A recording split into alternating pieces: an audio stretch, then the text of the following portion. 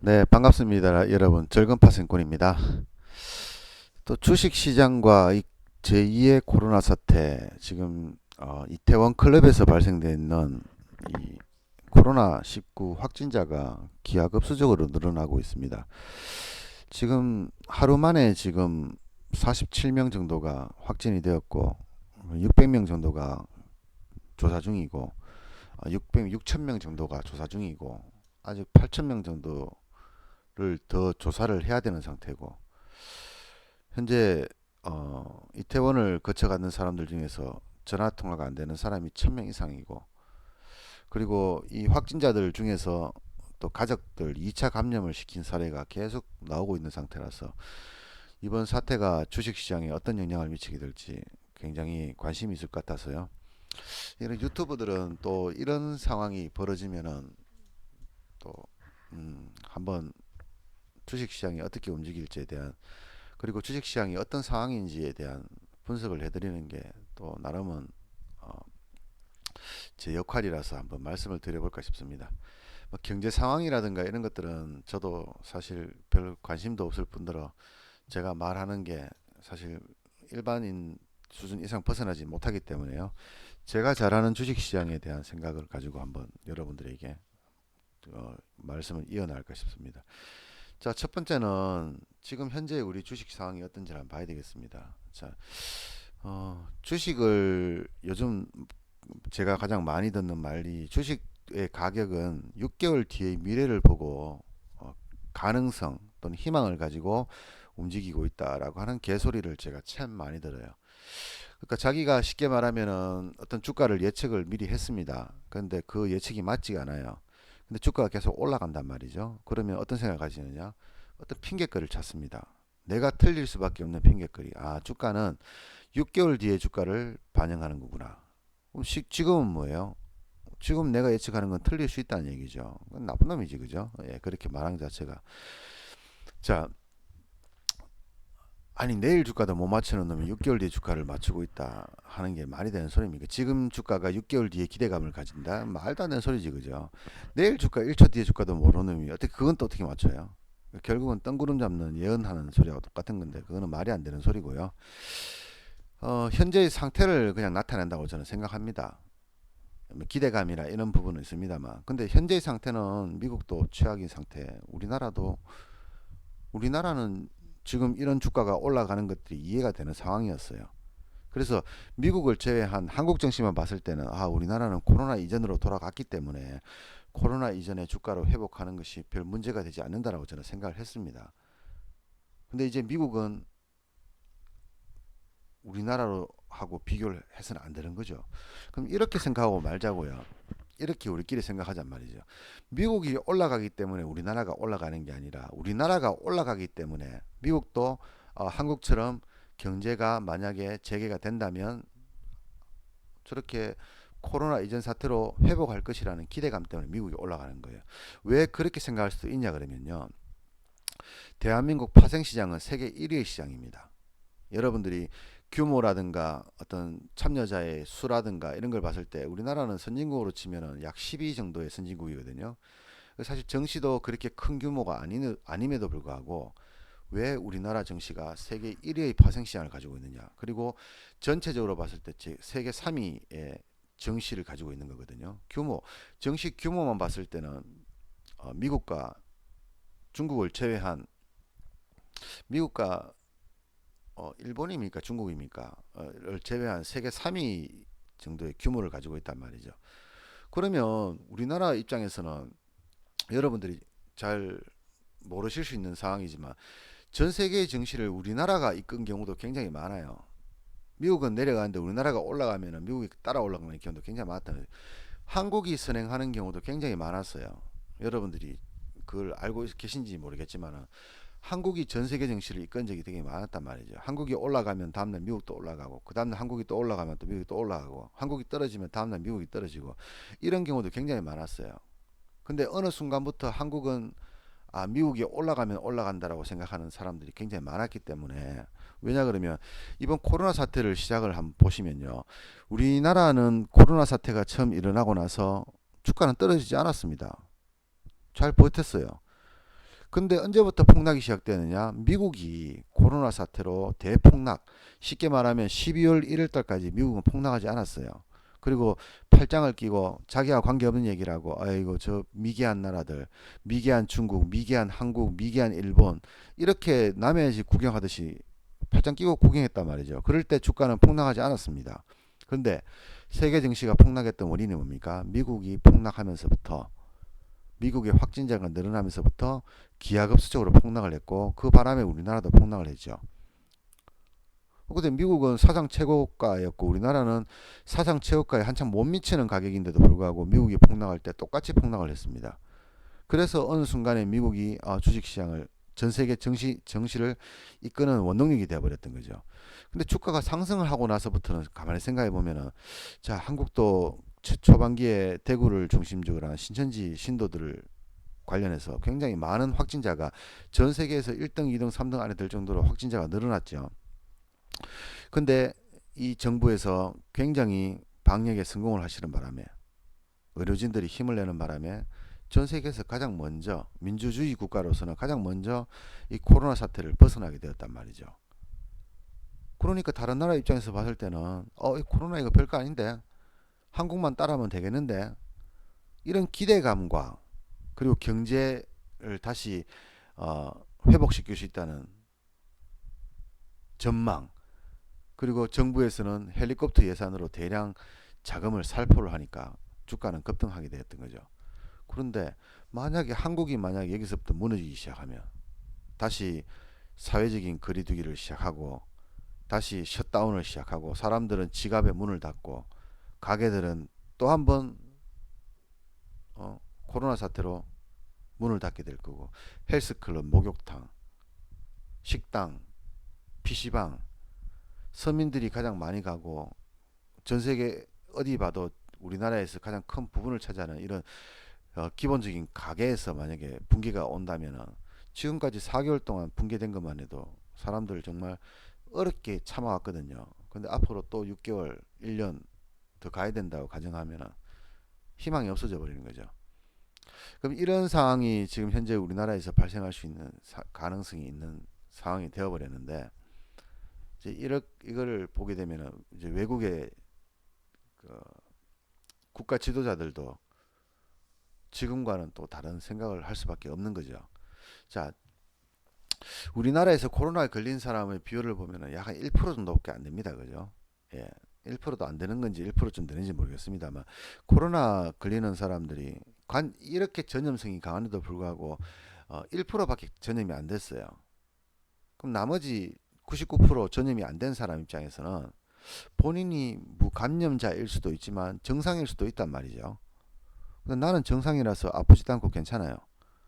근데 만약에 정부가 이런 상황에서 경제 재개를 해라, 이렇게 되면은 정상적인 사람 입장에서는 공포감이 생기겠죠. 야, 그러면 안 돼. 지금은 경제를 조금 더 나중에 가동을 하더라도 사회적 거리두기를 그대로 하고 마스크를 꼭 쓰고 자가격리, 자발적인 자가격리도 그대로 해야 돼. 이런 사람들이 늘어날 겁니다. 그러면 정부가 어떻게 하는 정책을 시민들이 반대를 하거나 또는 신뢰하지 않게 되겠죠. 그럼 정부에서 하지 마라 그래도 할 끼고, 하라 그러는 것도 안 할 거고, 이런 사태가 벌어질 수 있으니까 정부에서도 굉장히 곤혹스러운 상황입니다. 이런 상황에서 다른 나라들이 한국을 보고 있을 때, 저 나라는 야구도 하고 축구도 하는데 마스크도 막 늘려 있고 굉장히 정말 전 세계에서 가장 먼저 코로나를 벗어난 국가구나 하고 있는데, 갑자기 야구도 중지되고 축구도 중지되고 다시 사회 혼란이 벌어지면 자기 나라 국민들도 혼란을 느끼게 될 거고, 정치 지도자들도 코로나 사태는 그렇게 해결되는 게 아닌가, 아닌지 너무 쉽게 생각하고 있는 건 아닐까 하고 회의적으로 생각이 되겠죠. 이렇게 되면 다시 한번 기업은 도산은 위기를 올 거고 경제 붕괴에 올 가능성이 높고, 결국에는 주가도 폭락할 수밖에 없는 상황이 벌어졌는데, 사실 이걸 어떻게 핑계를 댈 것인가 나는 되게 궁금했습니다. 주가가 하락하기 위해서는 이상 급등을 할 경우에, 주가가 예상 외의 이상 급등을 할 때는 어떤 핑계거리가 필요하거든요. 지금은 누군가가 막아줘야 되는 거야.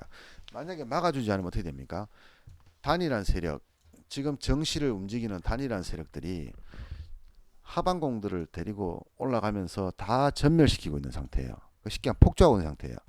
이 만약에 이 세력이 지금 지난번 폭락할 때 주가를 폭락시킨 세력이라면 거기서 천문학적인 돈을 벌었을 거란 말이죠. 약 600조 정도. 그리고 이번에 또다시 거기에 버금가는 수익을 내기 위해서 거기서 벌었던 돈을 가지고 폭락 때 벌었던 돈을 가지고 또다시 상승을 시킨다 그러면 이제 우리나라뿐만 아니라 전 세계에서 메이저들은 이제 이 사람들한테 전부 다 이 그룹들한테 전부 다 먹잇감이 되는 거죠. 큰 손해를 보게 되고 다른 사람들은 자금이 떨어지고 있고 얘들만 그 돈을 쓸어가는 게 되죠. 그러면 얘네들은 전 세계 어느 증시를 들어가더라도 마음대로 그날을 자금으로 돈질로 마음대로 할 수 있는 힘을 갖게 되겠죠. 그걸 막아야 돼요. 그래서 저는 어떤 핑계가 필요할까? 즉 우리나라 시민들의 가지고 있는 시중 자금의 규모가 1,700조입니다. 1,700조. 그 중에서 40조 정도가 주식시장에 들어왔는데 주식은 폭등을 했지, 그죠? 40조밖에 들었는데 시중에서 놀고 있는 돈이 100분의 1, 10분의 1도 더 안 들어왔는데 증시는 폭등을 했어요. 그러면 그 자금들이 지금은 부동산으로 가기도 힘드니까 만약에 주식시장에 하락에 베팅을 하게 된다면 어떻게 했습니까? 메이저들이 아무리 돈이 많더라도 쓰나미가 몰려올 때는 메이저들도 피할 수가 없는 거거든요. 그래서 그 메이저를 처단하기 위한 어떤 핑계거리가 필요할까라고 생각하고 있는 찰나에 갑자기 뜬금없이 어, 이태원 클럽 관련해서 코로나 사태가 일어나게 된 거죠. 그럼 이게 과연 핑계거리가 될 것이냐 안 될 것이냐. 주가가 하락하기 위한 핑계거리가. 방금 제가 얘기 드렸지, 그죠? 이 나비 효과의 파급 효과. 한국에서 발생된 이태원이라는 작은 지역에서 발생된 이 코로나 사태가 전 세계로 퍼져나가게 되면 큰 타격을 입게 되는데 아마 그래서 제 생각에는 2주에서 4주 정도 뭐 빨라도 4주 정도는 지나야 이 사태가 봉합이 되든지 아니면 봉합이 되지 않든지 결론이 나올 건데 그 과정에서 많은 혼란도 일어날 수 있고요. 왜냐 그러면 지금은요 추적이 안 돼요. 어떤 사람이 와서 어떻게 놀았는지에 대한 추적이 안 돼요. 되는 거라 그러면 어, 통신 그죠 신호 우리 휴대폰 신호를 보고 하는데 사실 이런 경우 많잖아요. 대포폰을 가지고 있는 사람도 있을 거고 엄마 폰을 쓰고 있는 거 아빠 폰을 쓰는 사람도 있어요. 미성년자들 같은 경우는 또 미성년자가 아니지만 신용불량자라서 선불폰을 쓰는 경우도 있고 남의 이름을 가지고 쓰는 대포폰도 있을 수 있고 그러니까 뭐예요? 어차피 이태원에 있던 그 사람들 왔다 갔다 한 사람들은 전부 다 성소수자들이 굉장히 많은 부류로 있습니다. 근데 우리나라의 사람들은 마치 백인들이 인종차별하듯이 성소수자들에 대해서 별로 좋지 않은 시선을 가지고 있는 사람들이 굉장히 많이 있어요. 그래서 성소수자들 중에서 아주 극히 일부는 커밍아웃을 했습니다만 나머지는 그냥 아닌 것처럼 살고 있는 거죠 지금.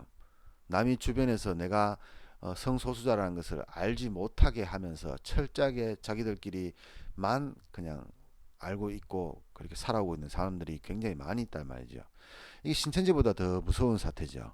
신천지라는 것은 어떤 명단이 있기 때문에 그 명단에 있는 사람들을 뽑아가지고 검사를 시키면 그렇게 했음에도 불구하고 4개월이라는 시간이 필요했는데 이 사람들은 뭐예요? 그냥 그 누구인지 어디서 왔는지를 100% 확실하게 발견할 수 있는 방법이 기준이 없습니다 지금. 그게 문제인 거죠. 그리고 이 클럽에 가는 사람들의 나이대를 보면은 대부분 20대 30대의 아주 젊은 층의 사람들이 많아요. 젊다는 이야기는 어떤 국가에 대한 어떤 방책, 남에 대한 그 배려심 이런 것들이 조금 부족한 상황일 수도 있는 거죠. 우리도 젊을 때 그랬으니까 그죠? 이런 사람들이 어디 나가면은 사람 없으면 마스크도 안 쓰고 이런 사람들이잖아요. 이런 사람들이 지금 온갖 돌아다니면서 남을 감염시키고 있다는 상황이고 그리고 자기가 걸렸다는 생각을 하지도 않을 뿐더러 걸렸어도 별거 아니라는 생각하는 거죠. 자기는 별거 아닐 수 있어요. 근데 그분의 자기의 어머니, 자기의 아버지 고령자, 만성 질환자들은 그 코로나 사태로 사망 가능성이 굉장히 높아지는 거거든요. 자기는 괜찮다. 자기 어머니는 괜찮으냐? 그건 장담 못하는 거잖아요. 자기 여동생은 장담 못하는 거거든요. 그래서 우리가 남을 배려할 수 있는 배려심이 굉장히 필요한 시점인데 요즘 젊은 사람들은 그런 배려심이 굉장히 부족한 사람들이 많아요. 그래서 이 사태가 좀 심각해질 수 있다. 정시에서도 좀 심각해질 수가 있다. 그러면 우리는 정시에서 정시가 내려가야지만 꼭 수익이 나는 사람도 아니고 정시가 올라야지 수익이 나는 사람도 아니에요. 내가 베팅하기에 따라서는 상승에 베팅할 수도 있고 하락에 베팅할 수도 있고 되게 유연한 어, 입장에서 현금을 쥐고 있는 사람이니까요. 현금을 100% 쥐고 있는 사람이니까 지금은 굉장히 유연한 상태인데 주가의 하락만을 노리고 있는 상황인 건 맞아요. 저도 마찬가지고 지금 이렇게 올라가 버리면 저는 상방 베팅을 절대 안 할 겁니다. 단돈 10원이라도 베팅 안 할 겁니다. 올라가면 할 수 없는 거고요. 근데 어느 순간에 조정이 시작되면 그때는 하방을 베팅할 거거든요. 그래서 하방의 타이밍만 노리고 있는 상황인데 이제 이게 과연 어떤 타이밍에 계기가 될 것이냐. 저는 충분히 될 수 있다고 생각합니다. 왜냐 그러면 지난번에 폭락의 원인은 이 미국의 코로나 사태가 확진되면서 시작되었잖아요. 근데 이번 하락의 시작은 우리나라 입장만 생각하세요. 미국 생각하지 말고요. 우리나라 입장에서 굉장히 큰 악재가 나온 거예요. 사회적으로 굉장히 혼란스러운 악재가 지금 발생된 거예요. 이제 앞으로 4개월, 5개월 동안 기업들은 또다시 경영을 하기 힘들어지고 그렇게 되면 실직자가 늘어날 거고 실직자가 늘어나면은 서민 경제도 붕괴될 거고 서민 경제가 붕괴되니까 기업도 도산을 할 거고 이런 악순환이 벌어질 가능성이 1%라도 생긴 거예요, 지금요. 항상 주가는 어떻습니까? 그들의 말에 의하면 6개월 뒤에 가능성을 보고 주가가 움직인다 가정하면 이제 6개월 뒤에 어떻게 되겠습니까? 지금보다 더 나빠지겠죠. 이미 그 얘기를 우리가 오랫동안 해왔습니다. 제가 원래 4월 달에도 계속 이야기했던 게 원래 6, 7, 8월 달 되면 주가는 대폭락을 다시 이어갈 거라고 제가 작년부터 얘기했지. 작년 4월 달부터 작년 3, 4, 5, 6, 7, 8 계속 이야기했습니다. 원래 6월 달 이후로 조심해라. 하반기 좀 조심해야 된다. 근데 우연찮게 1월 달에 코로나 사태가 터지고 2, 3월 달 대폭락장이 나오면서 이건 생각보다 조금 더 심한 폭락장이 나왔는데 이게 예상하지 못했던 하락장이라서 그런지 굉장히 빨리 회복을 해버렸거든요. 이해가 안 갈 정도로. 근데 어떤 핑계거리로 6월 달에 폭락할지는 모르겠지만 주가는 계속 너무 올라온 상태고 지금 현재는 5월 10일입니다. 그죠?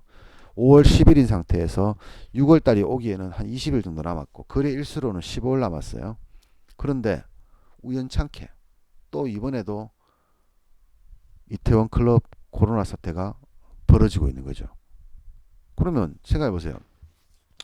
제가 원래 하반기에 주가가 폭락할 거라는 그 예언을 작년부터 해왔던 근거가 뭡니까? 유튜브를 찾아보신 분은 아시겠지만 제 유튜브에 보면 아래 공포라는 게 있습니다. 작년 8월 달에 제가 올렸습니까? 검색을 해보시면 알겠는데 아래 공포라는 게 리섹션, 쉽게 말하면 경기 후퇴란 얘기지, 그죠?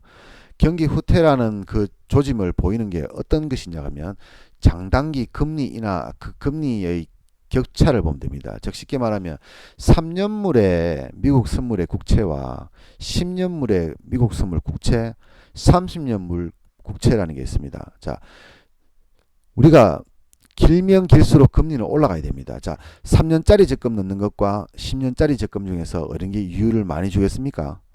여러분들이 만약에 3개월짜리 이자가 높아요. 그럼 10년짜리 이자를 적금을 넣을 필요가 없잖아요. 그래서 통상은 10년 뒤에 금리가 더 높아요. 그게 당연한 겁니다. 그죠? 예를 들면은 3년짜리 금리가 1%라 그러면 10년짜리는 2%를 줘야 되는 거예요. 그래야지 사람들이 적금을 가입할 거 아닙니까? 예를 들어서 여러분들이 은행에 가가지고 적금을 넣는데 한 달짜리 은행 이자가 10%를 준단 말이에요. 근데 1년짜리 정기예탁하면 1%밖에 안 줘요. 그럼 여러분들 1년짜리 넣을 겁니까? 한 달짜리 넣을 겁니까? 당연히 한 달짜리 넣죠. 그런데 만약에 방금 얘기했듯이 이런 상태가 벌어져 버리면 장기 금리가 낮아져 버리는 거예요. 자, 한 달짜리 이자는 10%를 주는데 1년짜리 이자는 5%밖에 안 줘. 이런 경우가 있느냐 없느냐 있습니다. 그게 바로 R의 공포입니다. 리셉션의 공포. 그 왜 그런 사태가 벌어지냐 그러면 미래의 경기 상태를 굉장히 좋지 않게 볼 경우 사람들이요 투자자들이 야 지금 당장은 그래도 괜찮은데 1년 뒤에 주가는 안 좋아. 10년 뒤에 주가는 안 좋을 거야. 지금은 조금 낮지만 10년 뒤에는 지금보다 더 안 좋아질 거야 라는 생각을 가지고 있으면 어떻겠습니까? 그 가격은 떨어지게 돼 있거든요. 그러면 지금 현재의 금리는 그대로 유지되고 대신에 10년 뒤의 금리는 떨어지는 거예요. 그러면서 금리가 역전이 돼버린다는 얘기죠. 이런 경우 어떤 경우가 벌어지느냐? 바로 경기 침체가 우려될 때 나오는 신호란 말이죠. 그런데 우리가 대공황과 이제 미국의 1938년도입니까? 대공황과 우리나라의 IMF 97년도 IMF 그리고 2007년도입니까? 그다음 금융 서브프라임 모기지론 이 나올 때 우리나라뿐만 아니라 전 세계에서 조짐이 보였던 것 중에 하나가 뭐냐? 그게 미국은 95년도 아래 공포 지금 얘기 드렸던 3년짜리 물보다 30년짜리 국채의 이자가 더 떨어지는 상황이 벌어지고 난 이후에 최소 18개월에서 24개월 내에 증시 대폭락이 나왔고 경기 대하락이 나왔어요. 그게 지금까지 세 번 나왔는데 이번에 네 번째거든요. 작년에 나왔던 게 네 번째인데 세 번 나왔는데 세 번 다 이게 나오고 나서 빠를 때는 6개월도 있었던 걸로 제가 기억나는데 자, 오래된 얘기라서 나중에 여러분들이 유튜브를 검색해 보시고요. 평균 통상적으로 봤을 때 18개월 뒤였으니까 그래서 그 기간을 저는 올해 6월달 정도에서 한 6, 7, 8 중에서 나올 가능성이 높다라고 제가 얘기를 드렸던 거죠. 이렇게 객관적인 상태, 과거의 우리 정시 상황을 봤을 때 아주 객관적인 상태에서 정시 대폭락을 예측할 수 있었던 상황이 지금 6월달에 오고 있는 상태예요. 근데 지금 어떻습니까? 3월달에 코로나 사태가 일어나서 대폭락이 나왔고요. 그리고 한 두 달 만에 제자리를 올려놓은 상태예요.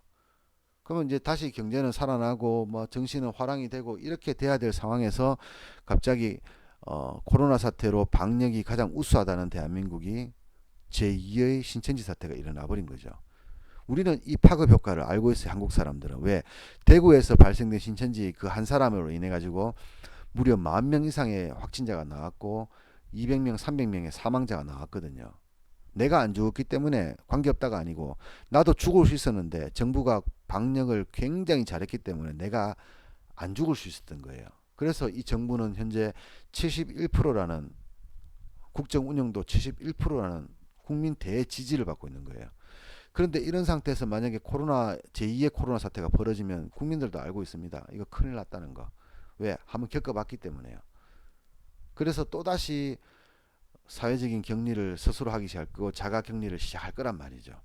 그러면 사람들은 병원에 가기 또 무서워하고 또 경제 활동을 하기 무서워하고 직장은 경제 활동이 안 되니까 직원을 줄일 수밖에 없고 회사는 망하게 돼 있고 회사는 망하니까 나라의 GDP는 떨어지고 금리는 올라갈 기고 물가는 올라갈 기고 그러다 보면은 공황이 터지고 인플레이션이 터지고 그죠? 이런 사태가 연쇄적으로 발생하게 되는데 이번에도 저는 개인적으로 우리 방역 당국에서 좀 힘들긴 하지만은 잘 막을 거라고 저는 생각합니다. 기대를 하고 있습니다.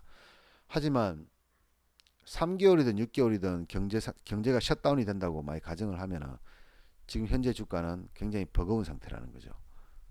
이해 안 될 정도의 급등이 나온 상태이기 때문에 버거운 상태다. 그래서 이런 핑계를 든다면 이 주관적인 제 입장에서 보면 이제 주가는 상승을 멈춰야 된다고 저는 생각합니다. 그리고 하락을 시작해야 된다고 저는 생각을 하거든요. 크게 봤을 때는 전 세계 단일 세력이 돈을 끌어모고 끌어모아서 자기들 마음대로 주가를 올리고 내리는 것을 막기 위한 건전한 투자를 위해서 필요한 거고요. 우리나라에 국한돼서 봤을 때는 아직까지 끝나지 않았는데 이미 다들 끝났다고 생각하고 되게 편하게 생각했다는 거죠. 그거를 다시 마음을 고쳐잡고 치료제와 백신이 나오기 전에 전부 다 당분간은 조심하는 수밖에 없다. 지금 이것이 정시에는 어떤 영향을 미칠 것인가? 크게 미칠 가능성이 있다. 정시의 조정의 시작이 될 수도 있다. 하지만 이 상승세가 갑작스럽게 쑥으로들고 급락이 나와 줄지에 대해서는 좀 의문사항이 있습니다. 그래서 현재로서는 그렇습니다. 이제 이 뉴스가 나와서 이제 시작이거든요. 40명이 확진이 되었다고 해서 갑자기 우리나라가 흔들릴 나라는 아닙니다.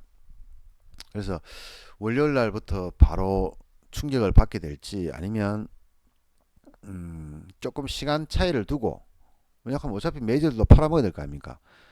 메이저들도 팔아먹기 위해서 한 2, 3일 정도의 갭을 둔 이후에 하락을 할지는 잘 모르겠어요. 그거는 제가 메이저가 아닌 이상은 돈 많은 놈들이 하는 대로 따라가는 수밖에 없으니까 금마들이 어떻게 하는지를 쳐다보고 있자고. 그죠? 하지만 우리가 지금 이 상황에서 주관적인 입장에서 보면 조정에 대비할 때가 온 것 같습니다. 조정폭이 얼마나 될지, 또 다시 폭락을 할지 완만한 조정을 할지 뭐 그런 부분에 대해서는 알 수가 없지만 일단은 조정을 좀 하면서 건전한 주식시장이 좀 형성이 되었으면 좋겠습니다. 자, 여기서 끝내도록 하겠습니다.